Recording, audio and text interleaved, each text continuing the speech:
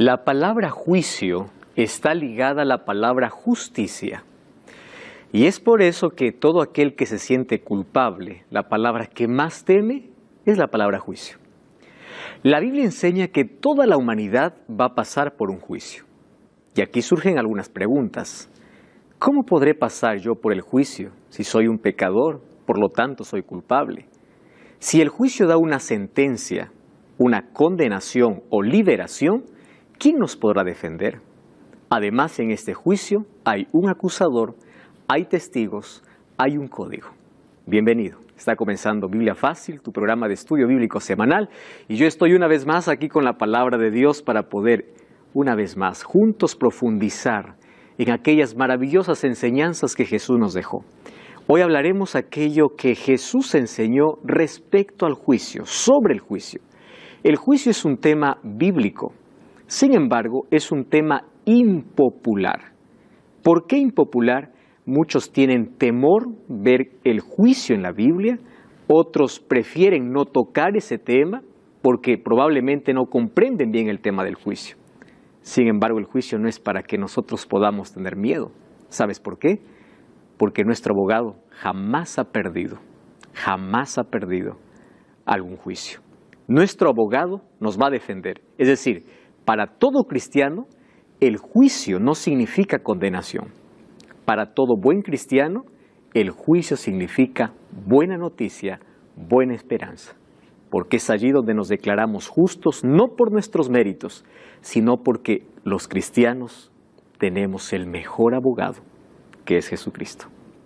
Bienvenidos amigos, hoy vamos a estudiar un tema fascinante. Ya les dije que es un tema impopular, no todas las iglesias predican este mensaje, a pesar de ser un tema bíblico, simplemente por el hecho de ver al juicio como algo que da terror, da miedo, ¿verdad? Puede asustar a la gente. Sin embargo, hoy vamos a descubrir que el juicio se trata de esperanza. Es verdad que está ligado a la justicia, pero nosotros, si caminamos con aquel que es justo y perfecto, que es Dios, vamos a pasar este juicio de la mejor manera. ¿Estamos listos entonces para abrir la palabra de Dios y descubrir este fascinante tema? Vamos a hacer una oración. Querido Dios, gracias porque hoy nos permites abrir tu palabra y junto a miles de personas que están viendo este programa a través de redes sociales y de la televisión, también podrán comprender aquel tema maravilloso sobre el juicio. Es maravilloso para quienes creemos en ti. Por eso ayúdanos hoy a afianzar nuestra fe, a crecer en relación contigo para que cuando pasemos por este juicio, para nosotros pueda ser la mejor noticia de liberación. Toma nuestra vida en el nombre de Jesús. Amén. ¿Qué cosa es lo que Jesús enseñó acerca del juicio? Primera pregunta que tenemos que responder es la siguiente. ¿Por qué se necesita un juicio? ¿Por qué es necesario un juicio? Si bien es cierto, en un juicio se declara una sentencia, ¿verdad? Una sentencia, si es culpable, es una sentencia de condenación. Pero si es inocente, es una sentencia de liberación. ¿Por qué Dios necesita hacer un juicio? Recordemos que Dios es justo, pero su justicia es revelada. Nadie puede decir Dios es justo, pero no sé cómo hace justicia. Su justicia es abierta. Cuando el pecado entró en el mundo, recordemos que nuestro planeta no fue el único lugar que fue creado por Dios. Dios creó el universo. Incluso hay otros mundos, otros planetas que no cayeron en pecado. La ciencia no ha descubierto todavía seres vivos en otros planetas, pero existen seres que fueron creados por Dios. Más allá de los seres que puedan existir, existen los ángeles. Y todo el universo está a la expectativa de cómo Dios puede tratar al ser humano. Ahora, para que el trato sea justo, entonces tiene que haber un juicio. ¿Correcto? Y a través de ese juicio se determina quién se salva y quién se pierde. ¿Por qué es necesario un juicio? Entonces, voy aquí a aclarar por dos razones fundamentales. Primera razón, porque su justicia es revelada y comprobada ante todo el universo. Y la segunda razón es para que los redimidos, es decir, los salvos en el cielo, no tengan rastro de duda de por qué Jesús salvó a quién y por qué, por qué alguien se perdió. Porque resulta que en el cielo llegaremos y empezaremos a buscar a ciertas personas que creímos que van a estar allá, pero no los encontraremos. Entonces alguien va a pensar que Dios fue injusto, porque también encontraremos a personas que jamás pensamos que se iban a salvar. ¿Ustedes imaginan el encuentro que tendrá en el cielo Esteban y Pablo? Saulo estaba mirando cuando Esteban moría. Esteban moría como un mártir cristiano por Jesús, y Saulo consentía la muerte de Esteban. Y Esteban murió sin saber que Saulo se arrepintió. Pero en el cielo estará el asesino y el asesinado juntos. ¿Cómo poder explicar la justicia? Entonces, para eso, ¿qué cosa es necesario? Un juicio. Para responder todas nuestras preguntas, porque la justicia de Dios es revelada ante los seres y ante los redimidos. Todos sabremos por qué se perdió el que se perdió y por qué se salvó aquel que se salvó. El juicio por eso es necesario. Ahora, toda la humanidad va a pasar por un juicio. Y nosotros somos conscientes de que vivimos en una sociedad, en un mundo totalmente injusto. Hoy la justicia incluso se compra o se vende. Hay tanta corrupción. Hay tantas personas que están en la cárcel de manera injusta. Y hay tantas personas que están en libertad cuando deberían estar en la cárcel. Esa es la justicia humana. Pero ante la justicia divina, nada se puede esconder. Ante la justicia divina no existe soborno, no existe hipocresía, no existe apariencia. Porque Dios ve más allá de nuestras acciones, Dios ve motivaciones. Probablemente me esté escuchando algún alcalde, algún político, alguna persona que tiene poder e influencia. En tus manos Dios colocó autoridad y responsabilidad. Y es probable que tú estés envuelto en un acto de corrupción. Estoy hablando para un juez que hace pocos días dio un dictamen en contra de alguien que debería estar libre, o de alguien que soltó a alguien que debía tener consecuencias o pagar las consecuencias. Querido, hay un ser justo que está mirando también tus acciones. Y quiero que sepas que tú un día serás juzgado por todo aquello que estás haciendo. Hay gente que violenta a los demás, hay gente que es injusta con los demás, que desprecia a los demás, que quita el pan de los demás. Dios está juzgando, los ángeles están tomando nota de cada acción y Dios conoce incluso tu motivación. Por eso, si tú estás haciendo eso, para de hacer eso, porque un día, por todo aquello que haces, aun cuando nadie te ve y aun cuando pienses que nadie te descubre, Dios te está viendo. Y un día tú y yo pasaremos por un juicio. Toda la humanidad pasará por un juicio. Ahora fíjense una cosa, Mateo 11, 21 y 22, Jesús mismo declara que pasaremos por un juicio. Allí Jesús dice, ¡ay de ti, Corazín! Es impresionante cómo aquí Jesús empieza a hablar sobre dos ciudades. Corazín es una ciudad y ¡ay de ti, Betsaida! Si en Tiro y en Sidón se hubieran hecho los milagros que han sido hechos en vosotras, hace tiempo que se hubieran arrepentido en cilicio y en ceniza. Por tanto, en el día del juicio será más tolerable el castigo para Tiro y para Sidón que para vosotros. Esto ya hablamos un poco en el programa anterior, de que el castigo será gradual, ¿correcto? De acuerdo a las oportunidades que el ser humano desperdició o la maldad que practicó. Sin embargo, Jesús dice, habrá un juicio. Y en el día del juicio, ustedes tendrán mayor castigo que las otras. ¿Por qué?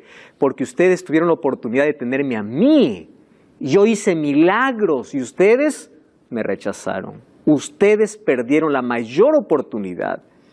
Si estos milagros que ustedes vieron se hubiese hecho en esas ciudades, ellos se hubiesen arrepentido. Entonces, en el día del juicio, el castigo para ustedes será mayor. Jesús está hablando entonces aquí ¿de qué? De un juicio. Maribel. Las personas, en la Biblia comenta que hay un libro de la vida, que las personas que le reciben a Jesús, igual van a pasar por el juicio o ya no. Muchas gracias. Esa pregunta voy a responder ahora mismo cuando veamos que hay 3 fases de juicio. Pero voy a responder aquella pregunta. Gracias por hacerla. Ahora fíjense, Jesús dice que hay un juicio. El asunto es lo siguiente. Cuando nosotros somos acusados por alguna cosa y vamos a un juicio, va a depender de 2 cosas para poder ganar ese juicio. Número 1, de nuestra inocencia, ¿verdad? Pero número 2, de nuestro abogado y de quién es el juez. ¿Es así o no? Porque tú puedes ser inocente, pero si tienes un mal abogado, en lugar de salvarte puede condenarte. Y si el juez no te conoce, también. Ahora fíjense, para muchos puede parecer mala noticia el juicio, pero ¿cuál es la buena noticia? La buena noticia la encontramos en Juan 5:22. Dice así, el Padre a nadie juzga, sino que todo el juicio le dio ¿a quién? Al Hijo. ¡Wow! ¿Quién es nuestro juez? Cristo. Entonces, si yo quiero pasar bien en este juicio, tengo que ser amigo del abogado y ser amigo del juez. Luego vamos a descubrir que el abogado también es Cristo. Entonces, Cristo se convierte en mi abogado y mi juez. Todo lo que yo tengo que hacer para pasar bien el juicio es que tengo que conocer, tengo que ser amigo del abogado y del juez. Por eso, fíjense aquí. Juan 17:3 dice, la vida eterna consiste en que te conozcan a ti, como el único Dios y a Jesucristo. Quien conoce a Jesús, su vida va cambiando. Va transformando su carácter y va colocando su vida en armonía con la voluntad de Dios. Cuando pasa por el juicio, quien se presenta no es la persona sola. ¿Con quién se presenta? Con el abogado. Y el abogado le defiende. ¿Correcto? Entonces, en el juicio, cuando tú pasas con el abogado, que es Cristo, tú pasas limpio. No por lo que tú has hecho o no hayas hecho, sino porque los méritos de tu abogado, de aquel que te defiende, dice, yo garantizo. Yo le garantizo. ¿Y por qué Jesús podría garantizarnos? Porque nosotros tenemos una comunión, una relación con Él. Entienden que en el asunto de juicio es cuánta comunión tengamos con Dios, cuánta relación tengamos con Jesús. Hay 2 maneras de presentarnos al juicio. La primera manera es, yo estoy aquí. ¿Quién eres? Fulano de tal. ¿Qué cosas has hecho? Bueno, yo hice buenas obras, hice una ONG, hice tanto bien. Tus mejores obras no alcanzan para pasar este juicio. Pero si tú te presentas con Jesús, Jesús dice, es verdad que Él peca, pero Él me pide perdón. Es verdad que Él comete faltas, pero Él camina conmigo. Mi justicia lo paso a Él. Entonces, los 2 pasamos. ¿Entienden? O sea, por eso es que para un cristiano, el juicio no es un tema de miedo. Es un tema de esperanza. Es más, debemos pasar por el juicio. Y queremos pasar. Miren, Jesús en Mateo 25 contó una parábola. Dice, a los de la derecha llamó cabritos y a los de su izquierda llamó ovejas. A las ovejas les dirá una cosa y los cabritos otra cosa. En una parábola que él contó. ¿Por qué ovejas? Miren, el libro de San Juan capítulo 10 dice, mis ovejas oyen mi voz. Interesante.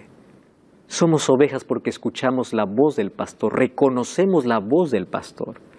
Y aquel que reconoce la voz del pastor y dice, y me siguen, porque escuchan mi voz y me siguen. Aquel que escucha la voz de Dios, aquel que sigue a Dios, que camina con Dios, no debe tener miedo a nada. Porque quien le defiende, ¿quién es? Es Cristo.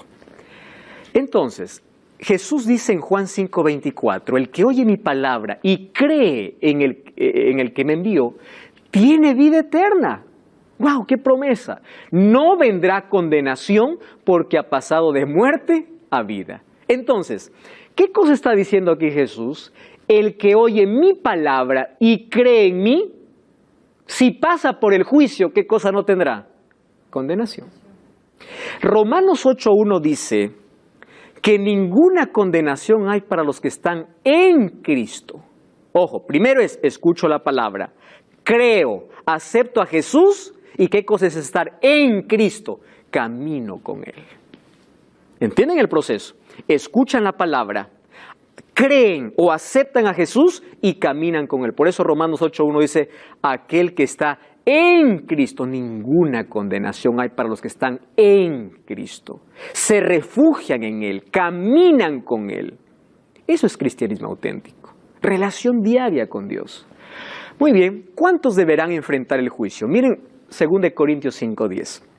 El apóstol Pablo dice, es necesario que todos nosotros comparezcamos ante el tribunal de Cristo para que cada uno reciba según lo que haya hecho mientras estaba en el cuerpo, sea bueno o sea malo. Es decir, mientras estaba vivo, ¿correcto? Porque cuando uno muere, el destino se definió según tus obras mientras tú estabas vivo, sea bueno o sea malo. Es necesario que todos comparezcamos ante el juicio. Ya les dije por qué era necesario el juicio, pero aquí hay otro detalle que yo quiero agregar. Fíjense, para los creyentes el juicio es sinónimo de esperanza. Es más, nosotros tenemos que anhelar pasar por el juicio. Y hoy toda la humanidad ya está pasando por un juicio. ¿Cuándo comenzó? En breve ahora lo veremos. ¿Correcto? Porque el juicio en sí es en favor de los creyentes, a favor de aquellos que creen. Todo ser humano entonces va a pasar por un juicio, ¿correcto? Ahora, vamos a otro asunto. ¿Por qué cosas las personas serán juzgadas? ¿Por qué seremos juzgados? Vamos a leer algunos textos aquí interesantes. Eclesiastés capítulo 12, versículo 13 y versículo 14. ¿Puede leer, Maribel? Eclesiastés 12, 13 y 14. El fin de todo el discurso oído es este. Teme a Dios y guarda sus mandamientos, porque esto es el todo del hombre, porque Dios traerá toda obra a juicio, justamente con toda cosa descubierta, sea buena o sea mala. Gracias. Fíjense una cosa, ¿cómo es que la obra de juicio lo relaciona con temer a Dios y guardar sus mandamientos? ¿Qué relación tienen las dos cosas? Que hay algo interesante. Dice aquí Salomón, todo lo que tú tienes que hacer, todo lo que tienes que hacer es temer. Temer en la Biblia no es tener miedo. Temer significa respetar, reverenciar, amar. El temor tiene que ver con el amor, no con el miedo.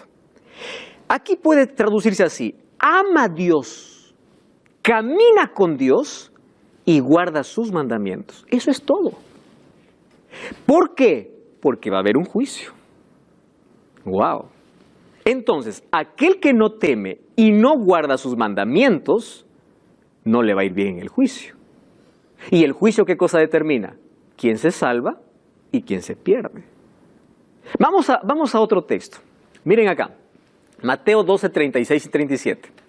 Yo os digo, esto está diciendo Jesús, que de toda palabra ociosa que hablen los hombres, de ella darán cuenta, ¿cuándo?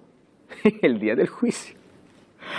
Hasta de nuestras palabras, porque por tus palabras serás justificado y por tus palabras serás, ¿qué cosa? Condenado. Présteme atención aquí. Todos nosotros sabemos que somos salvos por gracia. ¿Estamos de acuerdo con eso? Pero seremos juzgados por obras.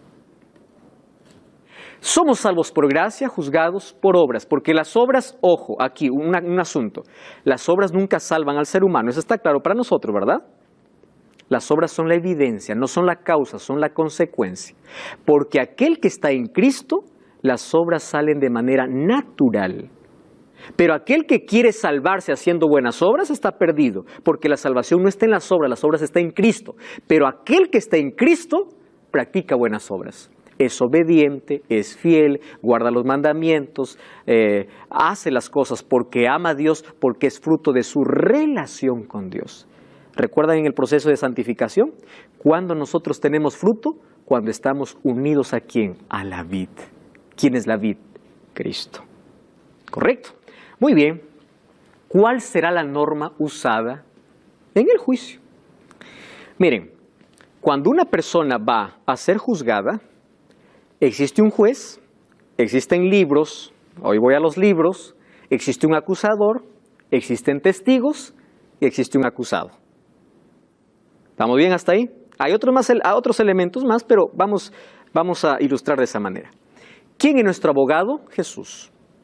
Ese abogado, ¿en qué se convierte luego? En nuestro juez. ¿Quién es el acusador? Satanás. ¿Quiénes son los testigos? Los ángeles. ¿Correcto? Pero todo juicio necesita una ley, ¿o no? A ver, ¿cómo yo te voy a condenar si no hay una ley que dice que tú has faltado a la ley para condenarte? ¿Quién es el que coloca la sentencia? La ley. Entonces, el juez todo lo que hace es verificar si aquel acusado faltó a la ley, porque si no faltó la ley es una acusación falsa. Entonces estás libre, ¿por qué? Porque la ley no te condena. ¿Están de acuerdo conmigo? Si no existe una ley, no existe juicio. Porque nadie puede decir, a ver, a mí me parece que, bueno, está bien, libre. No, tú estás condenado porque hoy amanecí mal y estoy de rabia. No, todo está estipulado bajo una ley. Y es la ley quien te dice, tú has faltado a la ley, esa es la consecuencia. ¿Correcto? Ahora, en el juicio divino existe una ley. Eclesiastés 12:13 dice, guarda los mandamientos y teme a Dios porque es todo del hombre. Sin embargo, vamos al libro de Santiago capítulo 1 versículo 25. Miren lo que dice Santiago 1:25 y luego Santiago 2:10 al 12. ¿Está bien? Por favor, Wilfrido. Santiago 1:25, la primera parte. Mas el que mira atentamente en la perfecta ley, la de la libertad, y persevera en ella, no siendo oidor olvidadizo, sino hacedor de la obra, éste será bienaventurado en lo que hace. Muy bien. Wilfrido, ¿cómo se llama la ley? La de la libertad. Gracias. Lo resalté justo eso porque eso me interesa. ¿Por qué es necesario entonces mirar a la expresión, el adjetivo que coloca la ley? ¿Qué cosa es la ley? Perfecta. ¿Por qué es necesario? Porque aquel que mira, y no solo lo mira, sino que persevera en ella, no se olvida, sino hace, este es feliz. Bueno, yo soy feliz mirando, pero ¿por qué soy feliz? La respuesta está en el capítulo 2, versículo 10 al 2. ¿Puedes continuar leyendo, por favor? Porque cualquiera que guardare toda la ley, pero ofendiere en un punto, se hace culpable de todos. Continúa. Porque el que dijo, no cometerás adulterio, también ha dicho, no matarás. Ahora bien, si no cometes adulterio, pero matas, ya te has hecho transgresor de la ley. Así hablad y así haced, como los que habéis de ser juzgado por la ley de la libertad. Gracias. Amigos, el apóstol Santiago es tan claro. Dice así, todos vamos a ser juzgados, ¿correcto? Pero en este juicio, ¿qué cosa hay? Una ley. ¿Cómo se llama esa ley? De la libertad. Pues la ley de la libertad es el amor. Por supuesto que la ley está basada en el amor. Pero para que nadie tenga duda de qué ley se está hablando, es la ley de Éxodo 20. Incluso él toma 2 mandamientos, no matarás y no cometerás adulterio, para que nadie dude. Entonces, ¿de dónde nace la idea? Que la ley fue abolida en la cruz, que hoy ya no necesitamos ley. Por la ley seremos juzgados. ¿De qué ley está hablando Santiago? Miren, vamos a Éxodo capítulo 20. Versículo 13 dice, no matarás. Versículo 14 dice, no cometerás adulterio. El apóstol Santiago está tomando 2 mandamientos de toda la ley, ¿correcto? No es otra ley de la cual está hablando. Algunos dicen, no, esta ley nos esclaviza, esta ley es una carga. ¿Qué cosa dice Santiago? Esta ley nos liberta.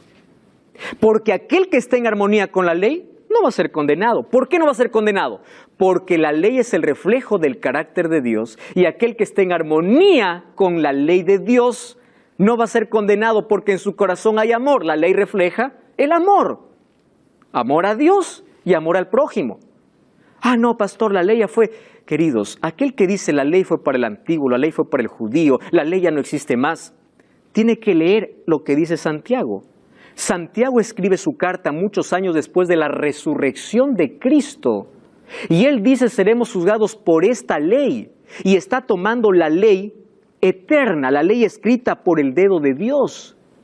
La ley escrita en Éxodo capítulo 20. Y otra cosa, dice así, aquel que guarde toda la ley pero ofende en un punto, quiere decir, miren lo que dice Santiago, aquella ley, que es la ley de la libertad, tienen que guardarla, ¿qué cosa? Toda. Y para que nadie confunda de qué ley estoy hablando, voy a tomar 2 mandamientos de esa ley. No matarás y no cometerás adulterio. Porque por esa ley seremos juzgados. Querido, la ley no es una carga, la ley no es un yugo, la ley es un cerco protector.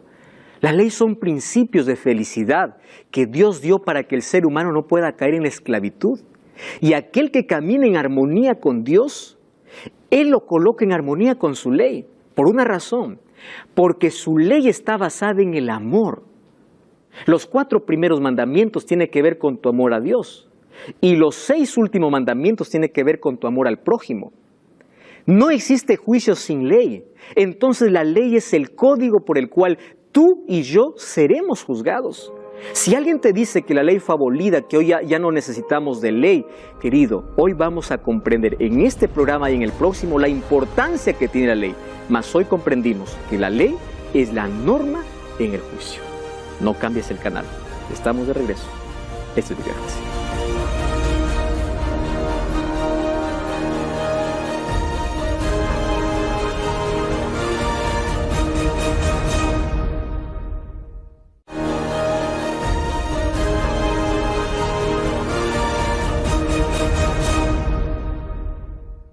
Estamos de regreso, esto es Biblia Fácil, ya sabes que puedes adquirir todo este contenido totalmente gratis a través del curso bíblico Enseñanzas de Jesús.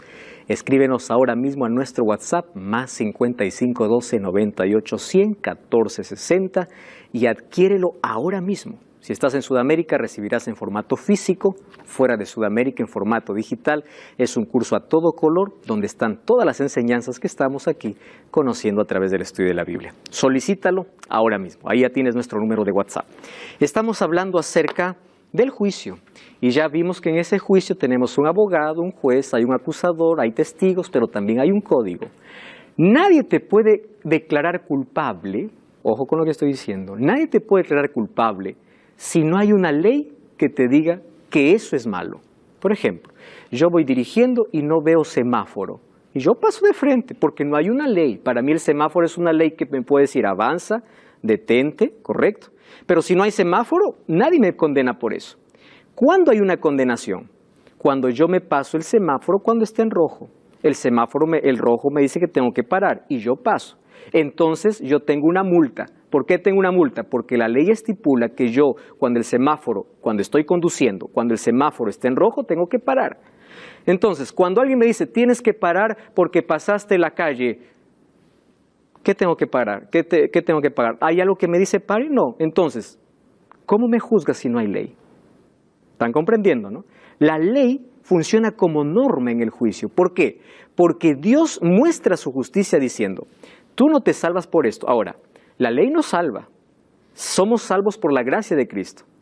Pero ¿cuál es el asunto de la ley? Es la evidencia de que yo camino con Dios, de que mi vida esté en armonía con Dios. Por eso es que la ley es llamada ley de la libertad. Dios no esclaviza, Dios liberta. Y piensen conmigo un momento. Aquel que observa la ley es libre. Honra a tu padre y a tu madre, no mates, no cometas adulterio. ¿Cuántos problemas se hubiesen evitado por observar la ley? Entonces, la ley de Dios es una ley de amor, basada en el amor. Es para no caer en la esclavitud del pecado.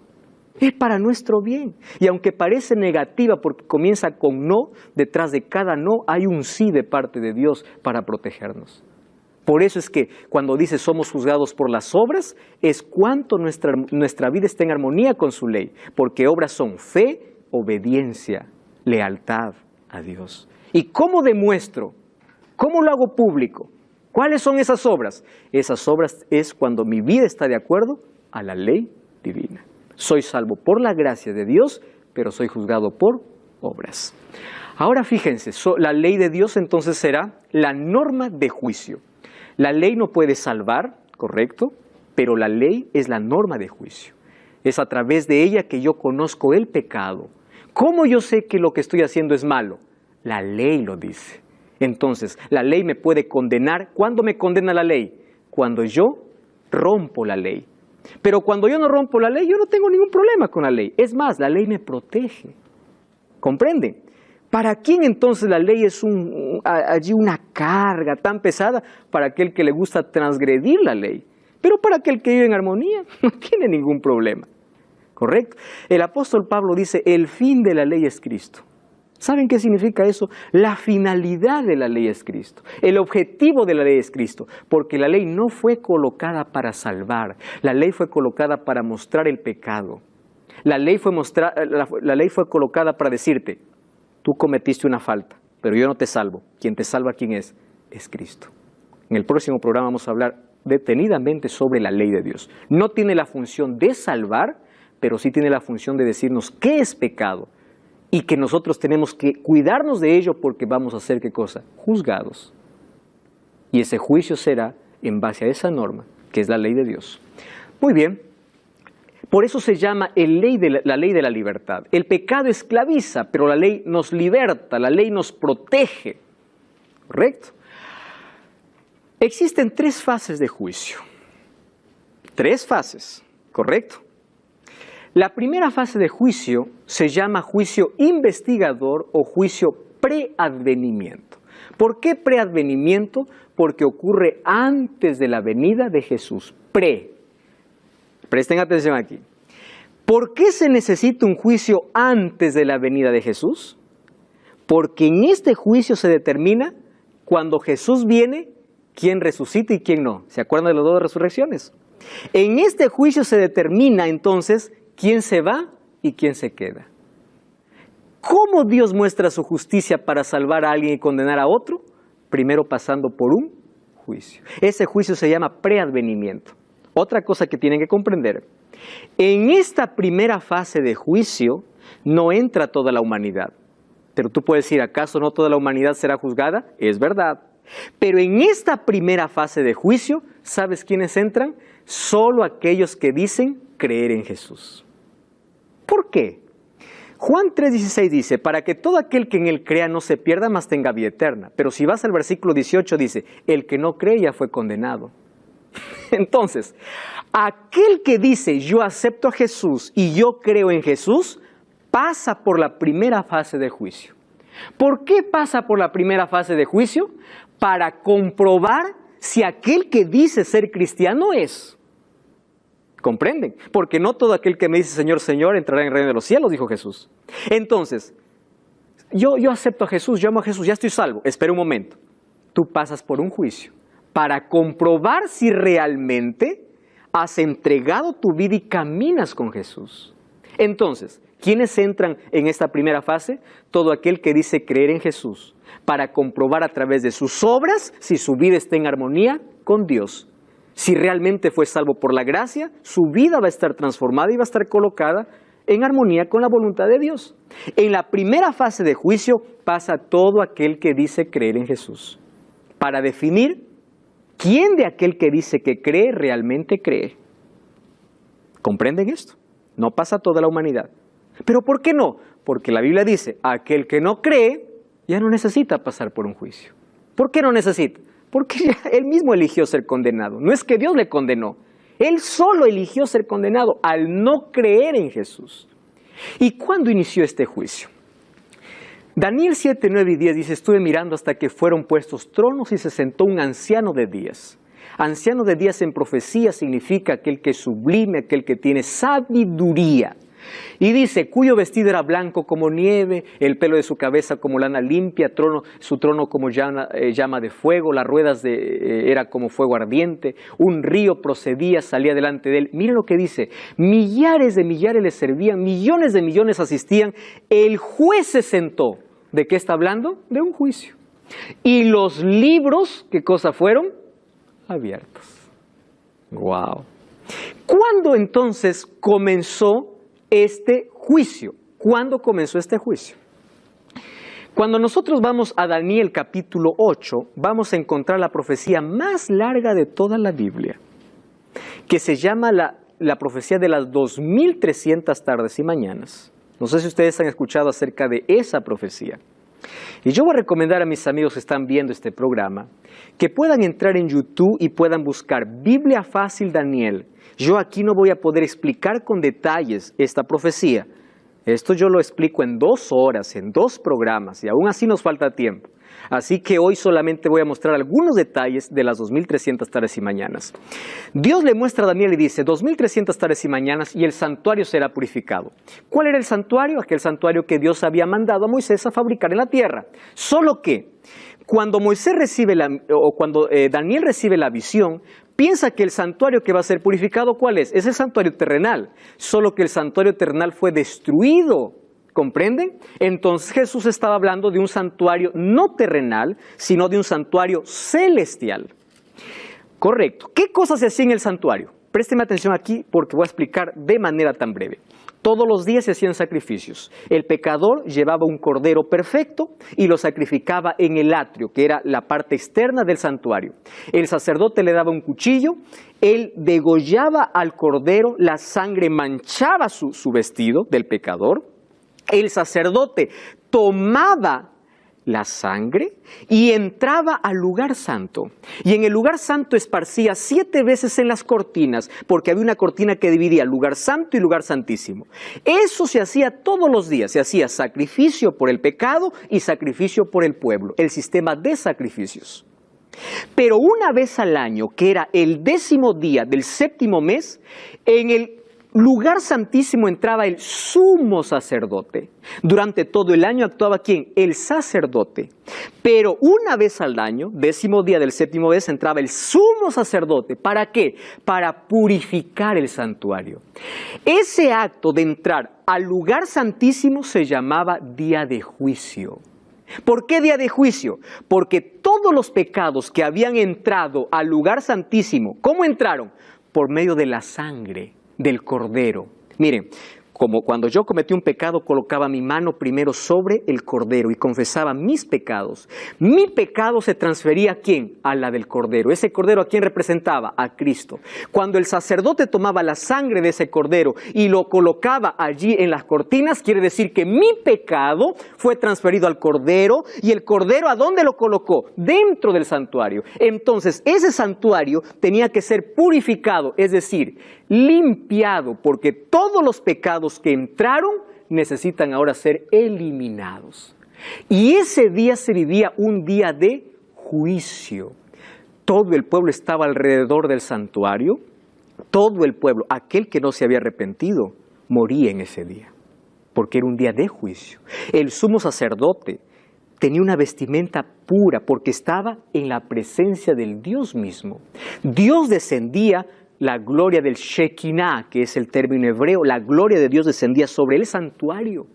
Y allí ocurría la purificación. Entonces, cuando dice 2300 tardes y mañanas, en Daniel capítulo 9, versículo 24 al 27, Dios le muestra a Daniel lo siguiente. El inicio de este periodo está dividido en algunas fechas. Dice, desde la orden para reedificar los muros de Jerusalén, empieza a dividir algunos periodos. ¿Correcto? 70 semanas están determinadas para tu pueblo. ¿Para qué pueblo? Para el pueblo de Israel. 70 semanas equivale a 490 años, porque 70 por 7 es igual a 490. Pero en profecía, un día equivale a un año. ¿Correcto? Según Números 14:34 y según Ezequiel capítulo 4 versículo 6. Un día equivale a un año. 490 años de las 2300 fueron dedicadas solamente ¿para quién? Para el pueblo de Israel. Por eso cuando Jesús vino dijo, yo no he sido enviado sino a salvar a la casa de Israel. Israel estaba viviendo los últimos años de oportunidad. Y Jesús vino para salvarlos, pero ellos se resistieron. Ahora, en esas 70 semanas, ¿saben qué cosa ocurriría? La semana más importante, aparte de la reconstrucción de los muros de Jerusalén, era la última semana, que eran los 7 últimos años. Esos 7 últimos años comenzarían con el ungimiento del Mesías. El ungimiento del Mesías representa el bautismo de Jesús. Y Jesús ya estaba profetizado incluso 600 años antes, ¿cuándo sería su bautismo? Jesús se bautizó conforme a la profecía en el año 27. ¿Correcto? Y dice que después del ungimiento, dice que hará cesar el continuo sacrificio a la mitad de semana. ¿Qué significa hará cesar el continuo sacrificio? Que el sistema de sacrificios terminarán. ¿Por qué? Porque Cristo morirá a la mitad de semana. Ahora sumamos, 27 más 7, 34. En el año 34 muere Esteban. Y cuando muere Esteban, se termina la oportunidad para el pueblo judío. Pero a la mitad de semana morirá Cristo. 27 más 7, 34. ¿Cuál es la mitad? El año 31 Jesús murió. Todo estaba en la profecía. De manera exacta, pero era apenas 70 semanas. Ahora, dice que el santuario será purificado ¿dónde? En el cielo. Y uno puede decir, pastor, ¿acaso el cielo se contamina? Miren, cuando Jesús subió al cielo, fue para hacer la obra de intercesión, para actuar como nuestro sacerdote. Pero después de las 2300 tardes y mañanas o 2300 años, Jesús tomaría una nueva función, que es la función de sumo sacerdote. ¿Por qué sumo sacerdote? Porque a partir de ese tiempo se viviría un juicio. ¿Recuerdan qué significaba cuando el sumo sacerdote entraba? Era un día de juicio. Entonces, después de las 2300 tardes y mañanas, comenzaría Jesús una doble función. No solamente de intercesión, sino también una obra de juicio. ¿Y cuándo se cumplieron esas 2300 tardes y mañanas? Si sumamos el año 457, empezamos a sumar las 70 semanas que fueron para el pueblo de Israel, que terminaron en el año 34. Sumamos entonces 2300 años menos los 490 años que fueron para el pueblo de Israel, nos dan 1810 años. ¿Qué nos faltaría para llegar a las 2300 tardes y mañanas? ¿Cómo lo sumamos? Es fácil. Nosotros entonces sumamos, ¿cuándo terminaron las 70 semanas? En el año 34, más 1810 años, entonces nos da el año 1844. Esa fecha estaba marcada en el calendario divino como un día de inicio de juicio, ¿dónde? En el santuario celestial. No es que el santuario se haya contaminado de pecado, sino que desde ese día se inicia un juicio y se eliminan los registros de los pecados de todos los hombres. Ahora fíjense una cosa, existe una segunda fase de juicio que es el juicio comprobatorio. 1 Corintios 6:3 dice el apóstol Pablo, ¿no sabéis que nosotros vamos a juzgar a toda la humanidad, incluso a los ángeles? Miren lo que dice Apocalipsis capítulo 20. Vi un trono blanco, el que estaba sentado, delante de él, cual huyeron la tierra y el cielo. Ningún lugar se encontró para ellos. Vi muertos, grandes, pequeños, de pie. Los libros fueron abiertos y otro libro fue abierto, donde fueron juzgados los muertos por las cosas que estaban escritas. ¿Dónde? En los libros. ¿Por qué fueron juzgados? Según sus obras. ¿Quiénes juzgan aquí en esta segunda fase? ¿Saben quiénes? Los redimidos. Esta segunda fase se llama juicio comprobatorio. ¿Por qué juicio comprobatorio? Porque en el cielo nosotros tendremos acceso a los registros para saber por qué fulano se perdió. ¿Por qué? Recibió tantas oportunidades, rechazó la gracia de Dios. Entonces, la eternidad comenzará sin un rastro de duda. Este juicio no es para determinar quién se salva. Este juicio se llama comprobatorio porque solamente es para comprobar ¿qué cosa? La justicia divina. ¿Correcto? Nosotros ahora empezamos a juzgar ¿a quiénes? A los perdidos. Ahora existe una tercera fase del juicio. Juan 27 es un texto que ya hemos leído. Dice que Satanás es suelto de su prisión y luego se reúnen todos para atacar el campamento de los santos de la ciudad amada. Descendió fuego del cielo y los consumió. ¿Cómo se llama este juicio? El juicio ejecutivo, es decir, donde se ejecuta la sentencia. Entonces, desde 1844, no sabemos hasta cuándo, nosotros todos pasamos por un juicio. Todos los días. Por eso la Biblia dice, cada mañana nuevas son tus misericordias. Cada día se renueva la gracia de Dios. Cuando nosotros morimos, sellamos nuestro destino. ¿Ustedes saben cuándo somos juzgados? Hoy. Estamos siendo juzgados todos los días. Y el día que nosotros vivimos separados de Dios, estamos condenados, aun cuando digamos que somos creyentes. Pero si hoy estoy perdido y digo, Señor, perdóname, y nuevamente me agarro del brazo poderoso de Jesús, estoy salvo. Y yo voy a pasar por el juicio todos los días, porque todos los días mis obras son juzgadas. Todos los días hay un enemigo que me acusa, pero todos los días tengo un abogado que me defiende, si es que yo lo busco. Por eso vida cristiana es una relación diaria. No es una relación de una vez por semana ir a la iglesia. Vida cristiana no tiene que ver con las cosas que yo haga para salvarme. Vida cristiana tiene que ver con cuánto tiempo dedico para relacionarme con Cristo. Por eso es que el juicio no es para dar miedo a la gente. Es solamente para invitar que las personas se agarren del brazo de Jesús. Segunda de Pedro 3:7 dice, los cielos y la tierra que existen ahora están reservados por la misma palabra para el día de juicio. Todas las cosas han de ser deshechas. ¿Cómo nosotros podemos andar en santa y piadosa manera de vivir, esperando y apresurando para la venida del día de Dios, en el cual los cielos serán encendidos, serán deshechos, todo será quemado? Pero nosotros esperamos, según sus promesas, cielo nuevo y tierra nueva. ¿Por qué? Porque en esa primera fase de juicio, nosotros nos aferramos del brazo poderoso de Jesús. Los cristianos no tenemos ningún motivo para poder tener miedo al juicio, por una sencilla razón. Porque aquel que hace de Jesús su abogado todos los días, está libre de condenación.